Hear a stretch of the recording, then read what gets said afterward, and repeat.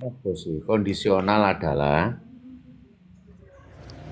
Kondisional adalah sering melok kerja bakti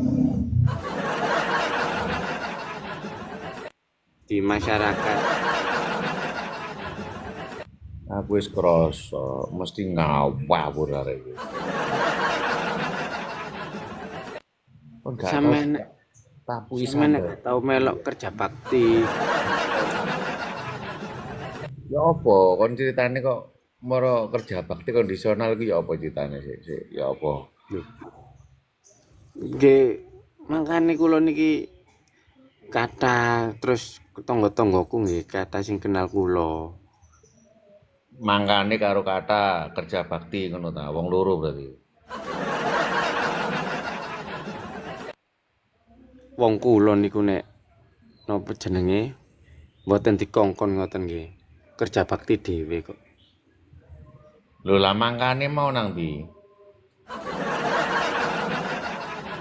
Lah kerja bakti mangkane mau berarti.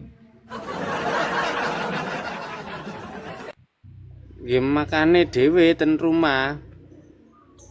Awakmu lak ngomong sih mangkane kerja bakti, berarti wong loro. Mangkane ku Mangkane niku wis apa sih mangkane ku? Wis rabi ta? kok mangkane wis rabi sih, Cak. Ya apa sih kon iki mau ngomong Kula mangkane? niki Cak Suro kerja bakti Terus, dhewe. lah mangkane mau nang ndi? Awal-awal ngomong mangkane sih kon. Mangkane niku kula banyak yang mengenali. Mangkane karo mengenali wong loro berarti sing kerja bakti. Ambek telu ambek awakmu ngono ta. Mangkane saya banyak yang mengenali, menggauli. Lho wakil berarti. Kon digauli lho, lak iso hamil kon tok.